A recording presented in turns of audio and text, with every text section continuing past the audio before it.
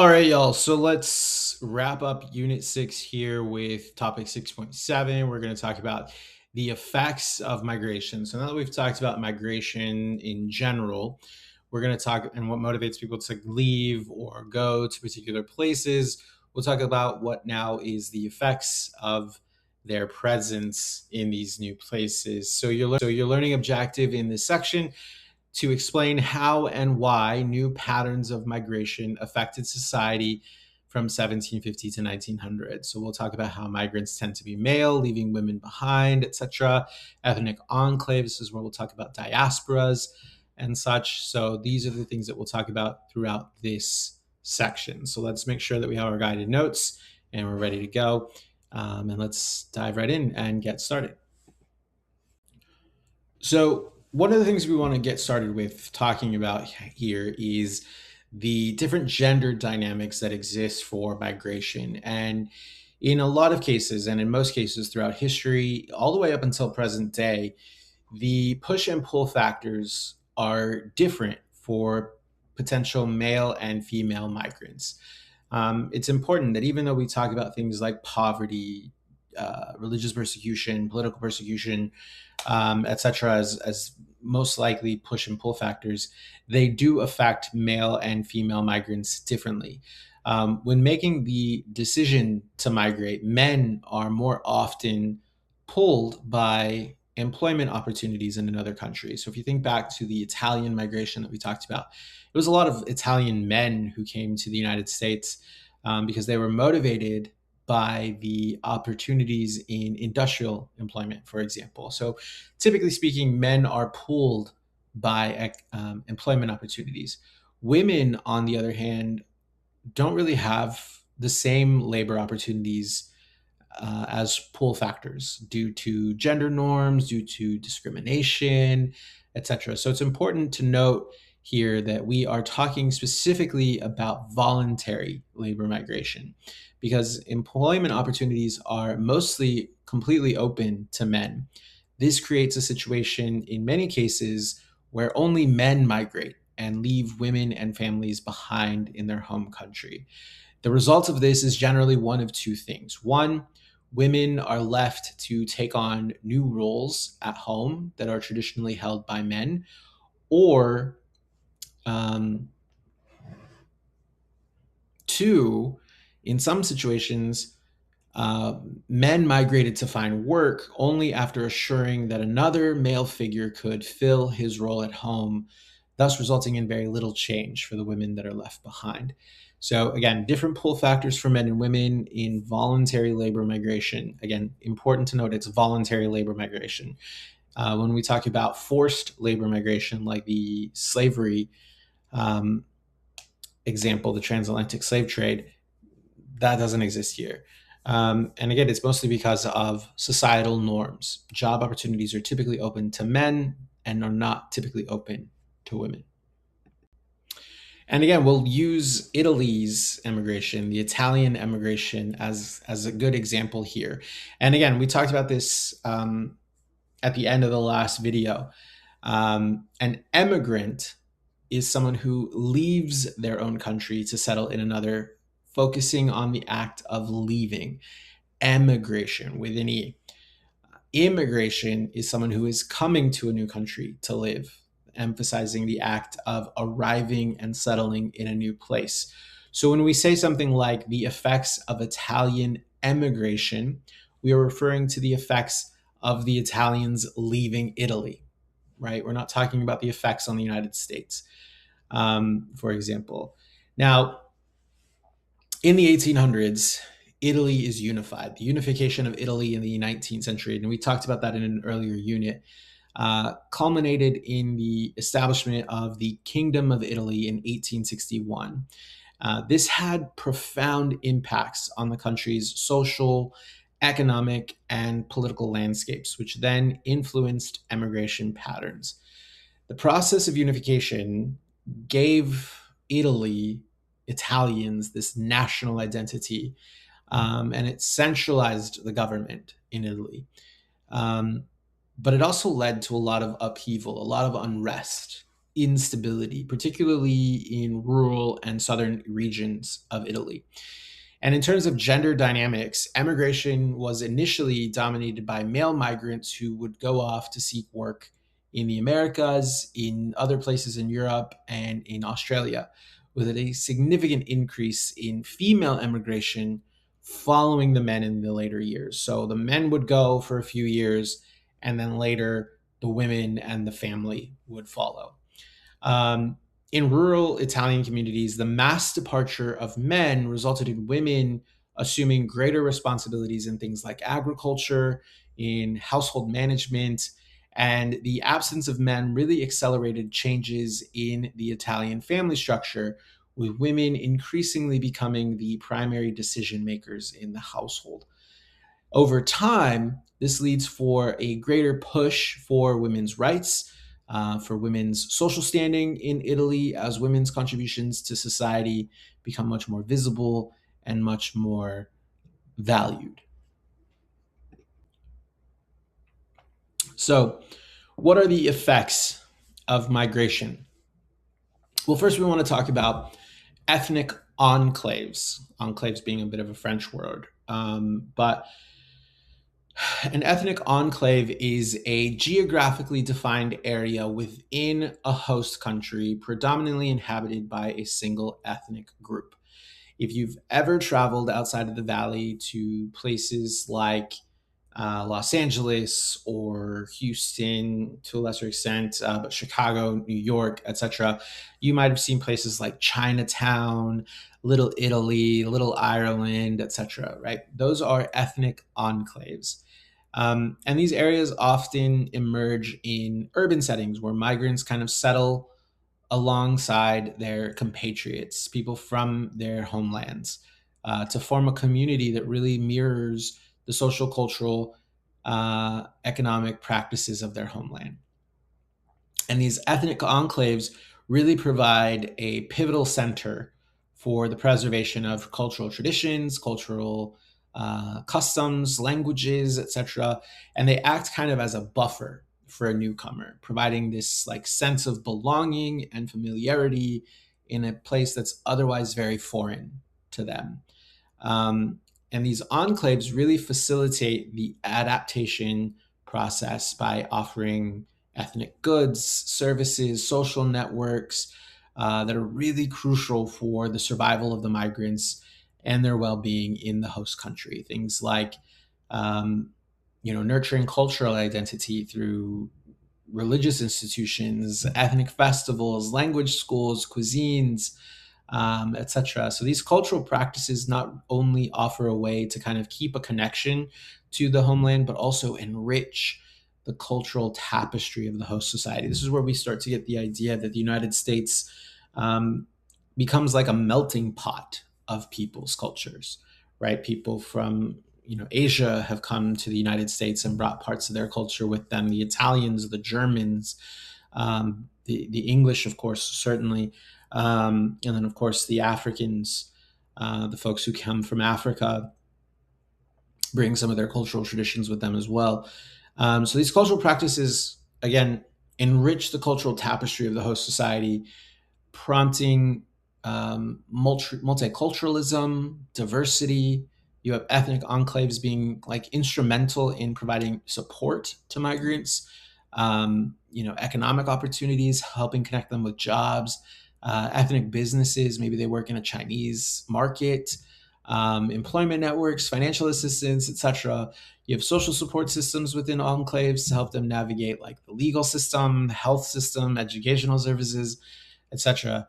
And these communities often mobilize services to assist these newcomers in times of crisis or hardship, which again illustrates this bond of solidarity and mutual aid that characterize ethnic enclaves. So, again, the examples that you see on the screen here for you are all examples of Chinatowns, right? So, places like San Francisco, Los Angeles, Chicago, New York, there are Chinatowns. Those are parts of the city that are heavily dominated and heavily populated by folks who've immigrated to the United States from China, for example. But there are examples of little Italies, little Irelands, etc., all across these regions. So these become really, really important. And you can see that here on this map, right? The green location, the country that looks like a boot, right? That is Italy. These are the places that have Little Italy locations. This is current as of 2023 maps of Italian neighborhoods known as Little Italies around the world. So, really, what does that tell us about the long term effects of Italian migration, right? Italian migration happened in the early 1900s, late 1800s, that has led to the establishment and the persistence of Italian communities across various continents, particularly in North America, right? If you look here in the United States, you've got even in Texas, we have Little Italies, California, Minnesota, Iowa, Wisconsin, Illinois, New York, particularly Pennsylvania, right? There's Little Italies all across the country, but even in places like Canada, in British Columbia, in Ontario, Quebec, etc., Manitoba. But then you also have some that exist in Brazil, in Argentina, in Chile, and then all throughout parts of Eastern Australia, Sydney, Melbourne, Brisbane, etc. So there's Little Italy locations all across these continents. So again, the long-term effects of Italian migration in the 1900s is that there is the establishment of Italian communities across various continents. Um, and these regions, right, suggest to us that Italian culture, Italian customs, and Italian traditions have really taken root in these areas, and they're influencing local, what's called local gastronomy, like local cuisine, local foods, festivals, social fabrics, etc. Right, Italian food more than just the Olive Garden, right? The Olive Garden, great establishment, probably not the most traditional Italian food that you will ever get. And in fact, it's really hard to probably get super traditional Italian food in the United States, but you can get a version of it most places, because that culture has become so ingrained and has really taken root here, in places throughout the United States. So that's what we're talking about here when we talk about these ethnic enclaves. Have not only started to help these migrants in these small locations or these small neighborhoods, but then have started to branch out from there. Now, just using Argentina as an example here, right? And there's plenty of examples of Argentines with Italian descent, more than just the three people that we have pictured here. But these particular figures here really show and highlight how incredibly impactful Italian immigration to Argentina has been. On the left, you have Mauricio Macri, who was president of Argentina from 2015 to 2019. Macri's father was an Italian born industrialist and developer. In the middle, any soccer or football fan probably knows the gentleman in the center, one of the most famous football players, most famous footballers on the world stage, Lionel Messi, who currently plays for Inter Miami, in the MLS. Both of his parents come from Italian backgrounds, and both were workers in the manufacturing sector of Argentina. And then on the right, you have the most recent previous Pope, who passed away just about a year ago before Pope Leo, Pope Francis, right, was noted for being the first Pope from the Americas, of course, followed by the first Pope from the United States. But Pope Francis was born Jorge Mario Bergoglio. His father was Mario Bergoglio, who was an Italian immigrant accountant, and his mother's Regina Maria Sivori, who was from northern Italy. On Pope Francis's father's side, just to use him as an example, his family left Italy in the 1920s to escape Benito Mussolini, the fascist Italian leader Benito Mussolini. So here you have a world leader in politics, a leader in sports, a leader in religion, all Argentines who come from Italian immigrant families. My own family, on my mother's side, immigrated from Italy to the United States in the early 1930s, right? So just a huge impact of Italian migration into these different regions. Now, if you remember back to the last video in 6.6, we talked about how much of Indian migration in the period was through what we called indentured servitude. One of the destinations for indentured servants from Italy was the British colony of Natal, which is now South Africa. The Indian ethnic enclave in the colony of Natal traces its origins back to the mid 1800s, the mid 19th century, when the British colonial administration began to bring Indian laborers to work in the sugarcane plantations. Now, those laborers were particularly from South India. They come as indentured servants seeking an escape from the dire poverty, the famine in their homeland. And over time, as their numbers grow, the Indian community established a significant presence in Natal and set up markets, temples, schools that kind of reflected their cultural heritage. Economically, they contributed significantly to the development of Natal's agricultural sector, particularly, of course, in the sugar production. Socially and culturally, they preserved and passed down their traditions, their language, their religious practices, enriching the cultural landscape of the region. Politically, their presence in South Africa really played a pivotal role in the early civil rights movement in the country, as really epitomized by Mahatma Gandhi's work in Natal and the founding of the Natal Indian Congress, which laid the groundwork for his later efforts in India's struggle for independence. And, despite facing significant discrimination, legal restrictions under what would become known as the apartheid regime, the Indian community in South Africa really persisted. And today, they do continue to be an integral part of South African society. And then again, in 6.6, we also talked about Chinese migration to the United States during the mid 19th century, which was significantly influenced by the California Gold Rush and the construction of the Transcontinental Railroad. It's the discovery of gold in California in 1848, which led to the first significant wave of Chinese immigrants who were colloquially, right, informally known as 49ers.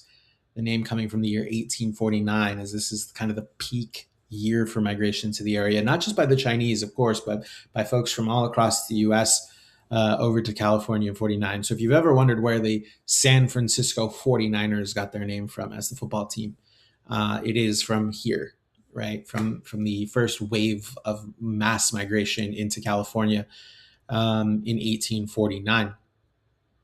But the Chinese migrants, again, much like anyone else, hope to get rich, right? They hope to find wealth. They want to return back to China with their earnings. They're drawn in by this prospect of Gold Mountain, as California is referred to. And they face a huge journey across the Pacific Ocean, a really hostile reception, but they play a pivotal role in the development of the mining industry in California and in the Western United States.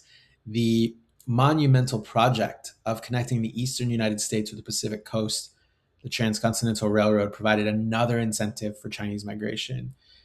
Chinese labor becomes really integral to the railroad's construction.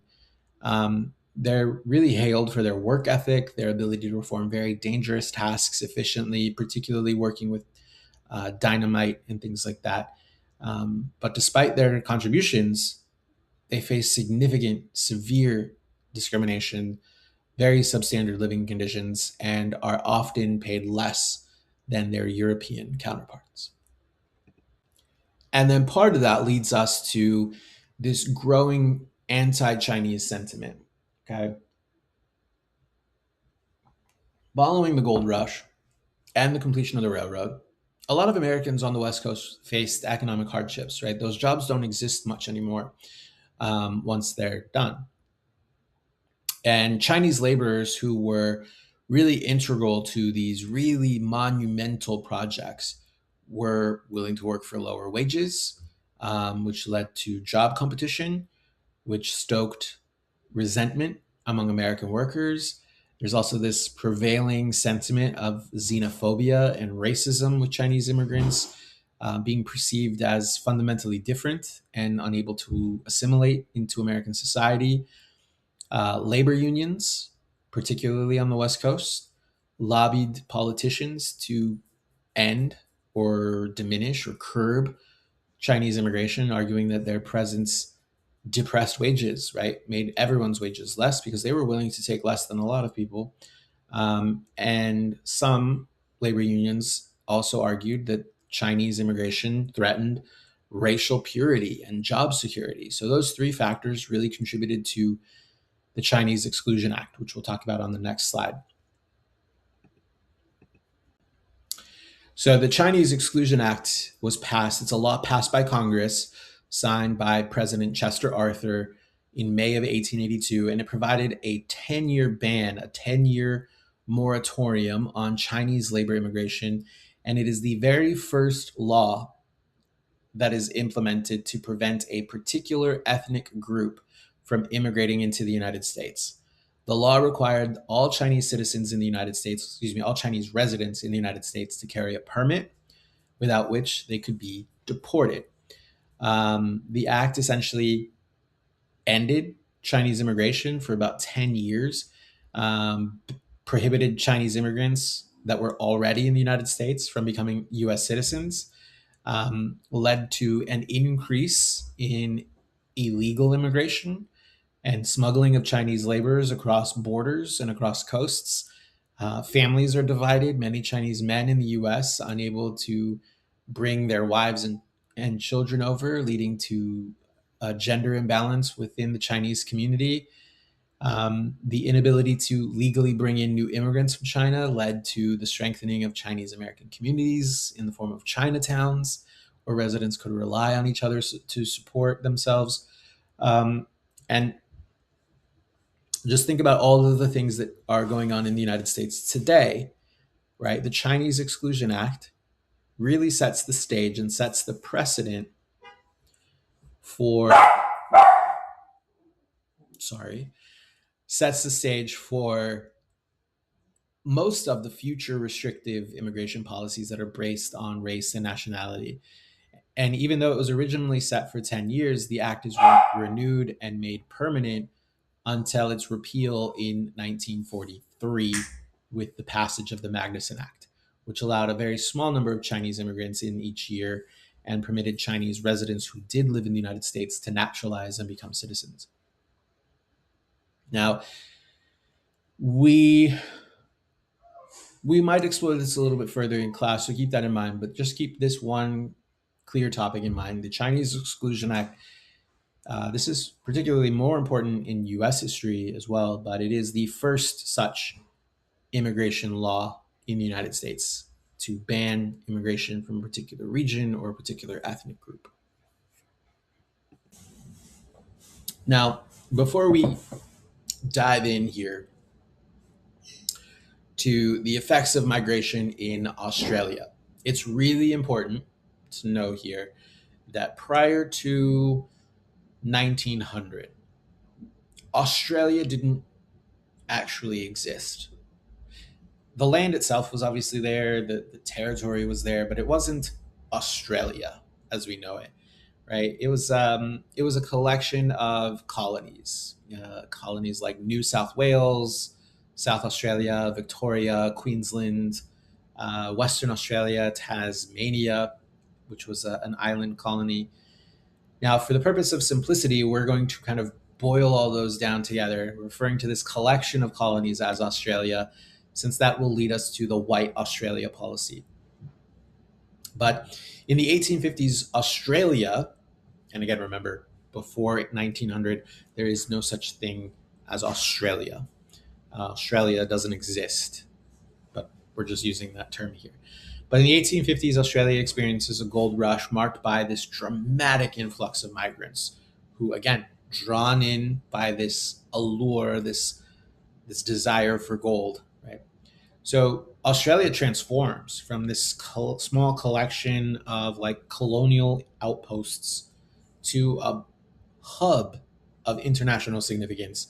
You have tens of thousands of people from all over the world flocking to the gold fields in Victoria and in New South Wales.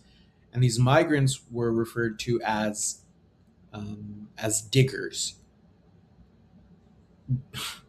But they come from various backgrounds: China, Britain, Ireland, the United States, even. Um, and other European countries.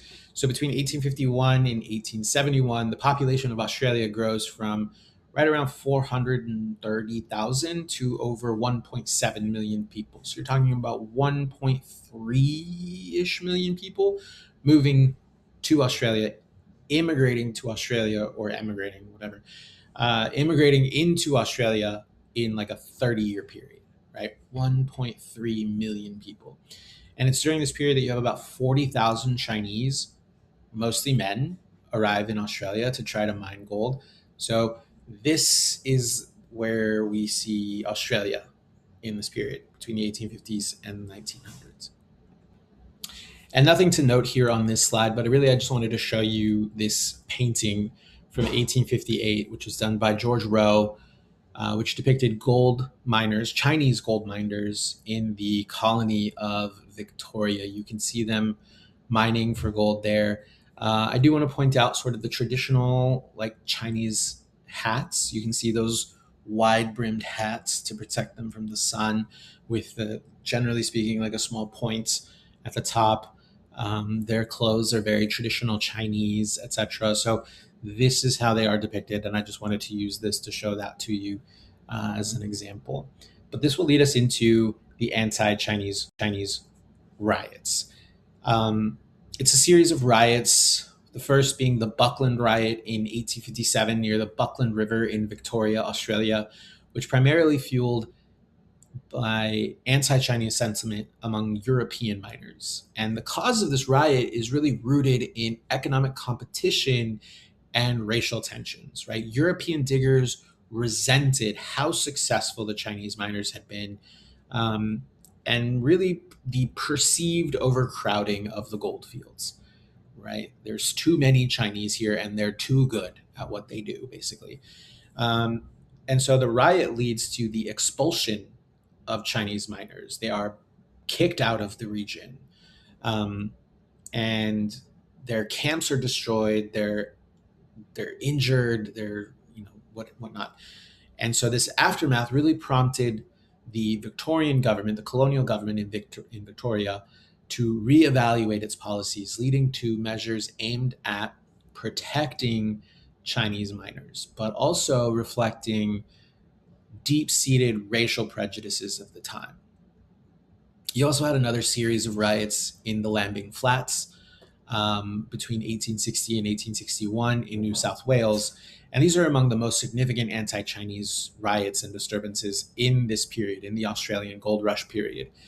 Again, similar grievances, similar problems by the white European diggers as the Buckland riot, but competition for gold, xenophobic attitudes. We don't like that there's too many Chinese. They're too good at what they do, etc. Right. So these riots see widespread violence against Chinese miners, physical assaults, destruction of their property, and so these Lambing Flat riots culminate in the government taking firmer action, implementing Chinese immigration restriction laws in 1861. And this law, the Chinese Immigration Restriction Act of 1861, is the earliest legislative response to this unrest, trying to limit Chinese immigration, right? Rather than focusing on the white European miners who were taking it out on the Chinese, the reaction was to ban the Chinese, right? And again, lays the groundwork for more restrictive immigration policies in Australia that still continue today in some form or fashion, dealing with migration. And again, similar theme to what you see here in the United States. Now, we did briefly mention that Australia was a collection of 6 different colonies before 1900. And so this fragmentation of the region resulted in really fragmented laws regarding Chinese immigration during these gold rush years. And remember, the gold rush years run right around between 1851 and 1871, right, during a 30-year period. And so it's over this 30-year period you really see this kind of like patchwork system of laws. Again, The very first official law passed to restrict Chinese immigration was in the colony of Victoria, the southernmost area of the mainland of Australia, where the gold fields were really prevalent and really active. And the act simply limited the number of total Chinese immigrants that were allowed to come on vessels, on boats that were docking in Victoria. Following the Lambing Flat riots in New South Wales, which that colony was just north of Victoria, and if you were to look at a map, now it is the state of New South Wales, right? So at the very bottom right of Australia, you have the state of Victoria, and right above that, right north central, right in the middle, is New South Wales. You have the Chinese Immigration Regulation and Restriction Act in 1861, which limited Chinese immigration numbers, and it just limited the number of Chinese immigrants that were allowed to come in on boats and ships. And it also charged a fee for each Chinese immigrant who would arrive. And ship captains, which were called masters in the official documents, were responsible for paying this fee. And the penalty for not paying the fee was your boat, your ship, would be seized by the government. So this really discouraged merchant ships from allowing Chinese immigrants to come with them in many cases, because they didn't want to deal with the paperwork, they didn't want to pay for that, and they didn't want to run the risk of their ships being seized. Later on in New South Wales, you have the Influx of Chinese Restriction Act in 1881, which is passed after the Chinese miner population continued to grow. So these miners were making their, lucrative gold fields, making their way to these lucrative gold fields in New South Wales from other colonies rather than directly from China. So they were coming up from Victoria, coming from Western Australia, etc., and then moving into New South Wales. And so this act really wanted to stop land migration. So if you had come into another part of Australia and then kind of made your way over, they wanted to stop that as well. So really like a patchwork system of anti-Chinese laws in this region. Which brings us to the Australian Natives Association, or the ANA. And this is a membership restricted group that's founded in 1871 in Melbourne, Australia, that was for the benefit of white native born Australians. And I want to pause there because there's some irony there, in the fact that the natives in this group's title, even though they are not the natives from Australia, right? It excludes the actual natives of the Australian continent, which are the Aboriginal people, excuse me. So yeah, these are the white native born American or native born Australians. We'll see this irony play out in various places as well. But this group, the Australian Natives Association, supported what was called the White Australia policy, and that extended into the 1970s. And we'll talk about that more on the next slide. And they also supported uniting the Australian colonies under a single federation with white men born in Australia of European descent as the rightful inhabitants of this newly proposed federation. And so again, when you think about how this plays out and what you see going on into the future, into the 1900s as we get there, this plays out with a lot of racial tension with not only the folks who have emigrated into Australia, but then the people who are the actual natives, the Aboriginal people. So we'll talk about some of that tension in later units as well. But the excerpt that you have on this slide, you have these questions in your guided notes. You have some questions on this in your guided notes. So I'll read this with you and then I'll give you a moment here to answer those questions. So it says, Australia as a nation is truly a European-born construct. Therefore, Aboriginal cannot be Australian. He is an inseparable member to a tribe or nation which by blood and culture define his true identity and place in the world.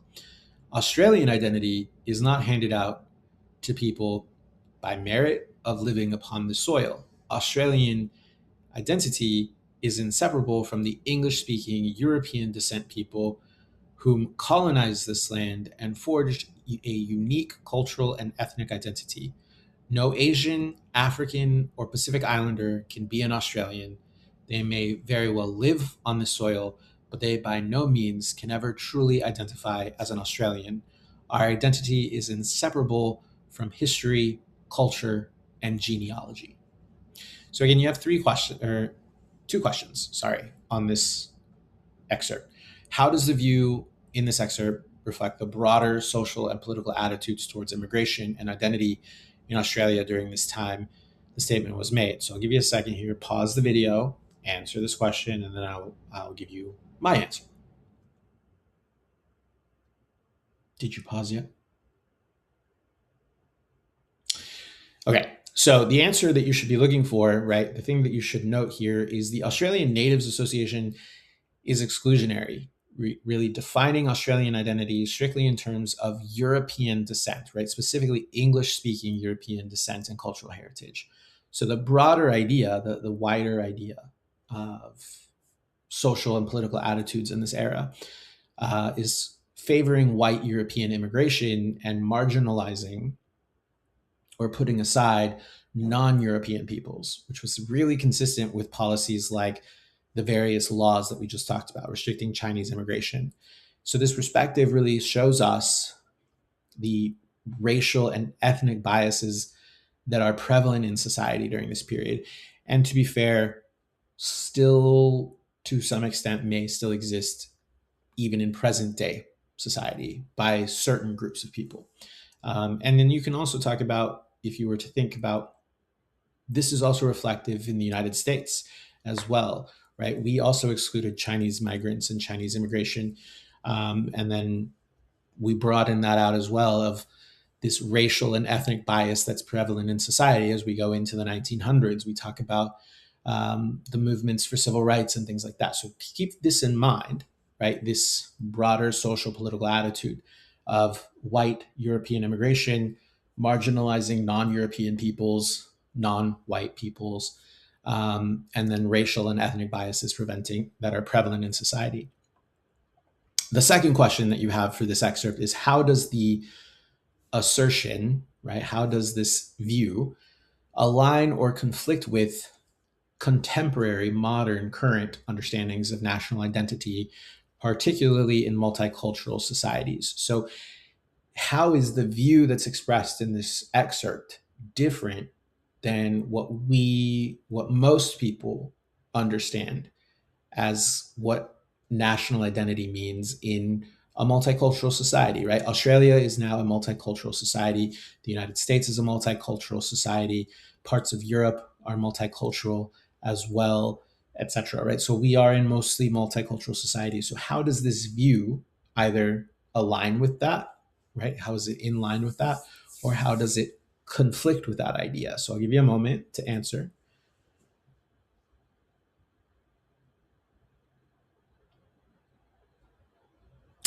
And the answer that you should come up with here is really that it's a contradiction, right? It does not really align with the contemporary idea that we have, particularly in denying Aboriginal Australians, right? Here in the United States, we call them Native Americans, right? The people who lived in the United States, or what became the United States, who lived in the Americas, right? The Native American tribes. In Australia, they're referred to as Aboriginals, right? But there's a contradiction in denying Aboriginal Australians, who are the original inhabitants of the continent, their Australian identity, right? And that conflicts with what we kind of understand today of national identity in multicultural societies, where the identity is inclusive of all peoples, all citizens, regardless of their ethnic or cultural backgrounds, right? If you live in America, you're part of our society, you are part of our national identity, or at least the vast majority of folks think that you should be part of our national society, right? Of course, there's people who have different views of things. But typically speaking, modern views really emphasize diversity, emphasize recognizing the rights of Indigenous people, recognizing people's heritage, right? Whether that be in the case of Australia, like Aboriginal heritage or Asian Pacific Islander heritage. Here in the US, that would be Native American, African American, etc. Hispanic culture backgrounds as really integral parts of cultural and natural identity, which is in stark contrast to the stance of the Australian Natives Association in this statement.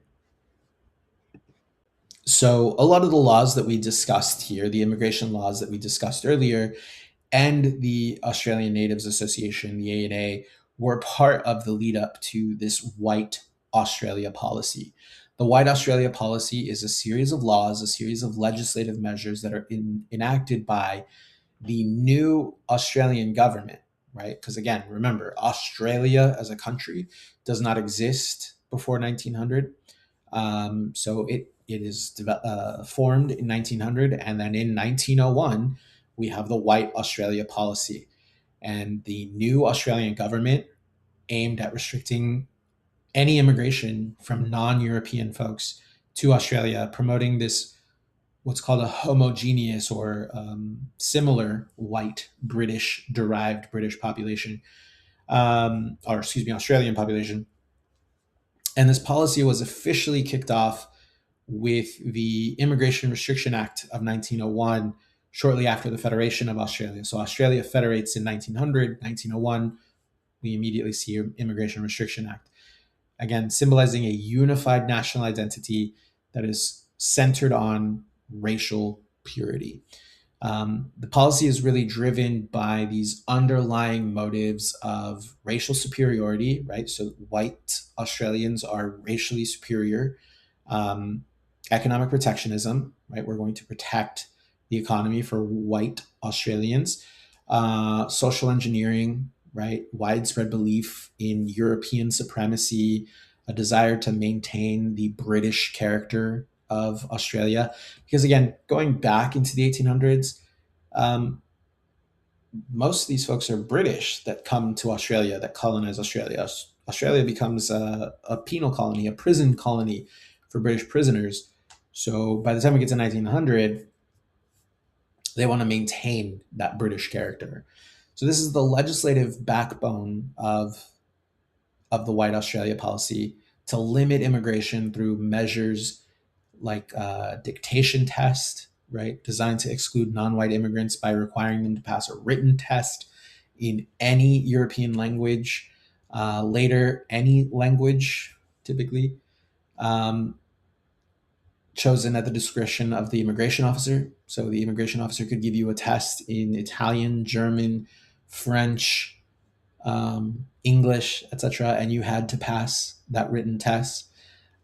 This, along with any other measures, particularly put in place to really bar most non-European immigrants, including those from Asian and Pacific Islander backgrounds, from entering the country.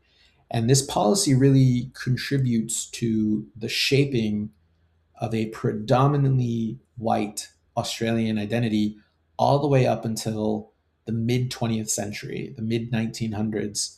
And I say the mid 1900s, acting like I wasn't born in the 1900s, but I was born in the 1980s. But this is like all the way up until like the 1970s, right? When attitudes start to shift towards inclusivity, multiculturalism, etc. So, and there's lots of criticism and changing global attitudes towards things like racism and human rights in the mid 20th century.